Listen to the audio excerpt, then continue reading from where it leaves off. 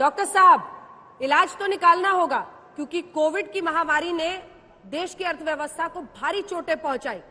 हनुमान जी की पूजा करके मोतीचूर के लड्डू चढ़ाकर अनुराग ठाकुर निकल रहे हैं, लेकिन देश मुंह मीठा होने का इंतजार कर रहा है। किसान वहां पर आंदोलनरत हैं, इधर अर्थव्यवस्था को लेकर, नौकरियों को लेकर ढेर सारी उम्मीदें हैं किसानों को, मिडिल क्लास को, सबको। और कैसे वो ग्रोथ रेट जो आप प्रोजेक्ट कर रहे हैं, विकास दर 11% मुमकिन हो पाएगा? विपक्ष का कहना है झांसा है। नंबर देने का क्या है, कोई भी नंबर बोल। देखिए अंजना जी, मैं आप ही के चैनल का उदाहरण देता हूं आज तक का, क्योंकि आज मुझे मालूम पड़ा है कि आप लोग जीआईपी मॉल नोएडा में बैठकर ये पूरा शो कर रहे हैं और दिन भर भी ये शो करने वाले हैं। इतने दिनों तक आप लोग लॉकडाउन में थे, आप लोग अपने चैनल का काम केवल और केवल अपने स्टूडियो से करते थे, मगर कितना बड़ा काम आज हुआ है। आज तक ने अपने मॉल को किराए पे लिया है। आप देखिए, आपने वहां मॉल के किराए पे लिया, मॉल के लोगों को एम्प्लॉय किया, मॉल के लोगों को आगे बढ़ाने का काम किया। इससे एक बहुत बड़ा इन्वेस्टमेंट आपने किया है।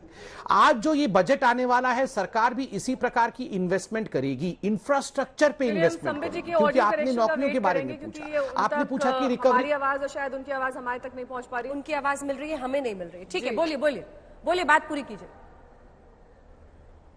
जी देखिए, मैं कह रहा था कि ठीक उसी प्रकार जिस प्रकार आपने मॉल लिया है किराए पे, और जैसे आपने कई हजारों लोगों को आज काम दिया है मॉल में, क्योंकि आपने किराए लिया तो पानी वाला भी दौड़ के आएगा, सफाई वाला भी वहां सफाई करेगा, वहां के रेस्टोरेंट वाले भी आज खाना बना रहे हैं, क्योंकि एक बहुत बड़ा शो हो रहा है। ठीक उसी प्रकार आज इंफ्रास्ट्रक्चर स्पेंडिंग किस प्रकार भारत की सरकार करती है ताकि जॉब जनरेशन हो सके। और देखिए, कल मैंने अंजना ओम कश्यप जी का इंटरव्यू केवी सुब्रमण्यन जी, जो कि इकोनॉमिक एडवाइजर है, उनके साथ सुना था।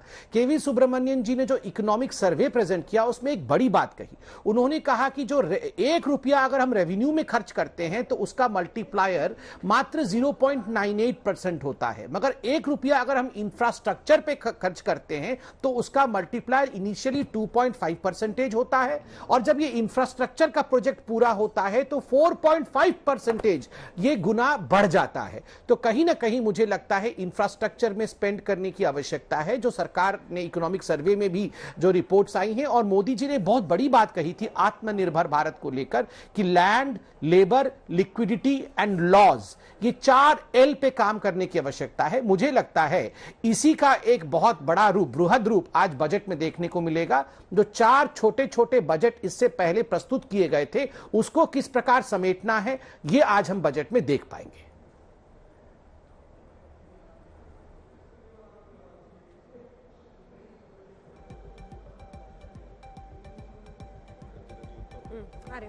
वो पूरा कर लिया उन्होंने। जल्दी से आलोक शर्मा जी अब जवाब दीजिए।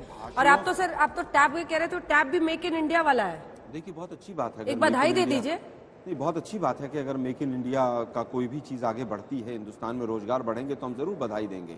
लेकिन भाषणों से, नारों से, स्लोगन से अगर मेक इन इंडिया आगे बढ़ता हो और BSNL का भट्टा बैठने से बचता हो तो हम जरूर स्वागत करेंगे। BPCL बिकने से अगर बच जाता हो तो बहुत अच्छी बात है। 15 लाख रोज इन्होंने सबके अकाउंट में जबरदस्ती डाले, 2 करोड़ रोजगार, लोगों को सड़क पकड़ के रोजगार दिया इन्होंने, जो एलिजिबल नहीं था उनको भी रोजगार दे दिया है। पेट्रोल 35 रुपए में ये दे रहे हैं, लोग खरीद ही नहीं रहे।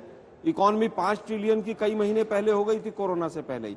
अब महंगाई जो है वो ढूंढने से नहीं मिल रही है, और किसानों की आय भी जबरदस्ती ये डबल करके मानेंगे, छोड़ेंगे नहीं। अरे देश की अर्थव्यवस्था का आप लोगों ने जिस तरह से भट्टा बैठाया है वो सामने है, आप आंकड़े नहीं दे रहे हैं, सारे आंकड़ों में बाजीगरी कर रहे हैं। मुझे लगता है कि आज सरकार को कोरोना का समय पॉजिटिव संदेश के साथ कि इकोनॉमी का जो पहिया है अर्थव्यवस्था का, वो कैसे चले, उसको कैसे गति मिले, उस पर काम करना चाहिए। और उम्मीद भी करते हैं और हमारी आशा भी है कि इस बार अपनी जो प्रायोरिटीज हैं उनको छोड़कर देश की जो प्रायोरिटीज हैं, बीजेपी उन पर काम करेगी।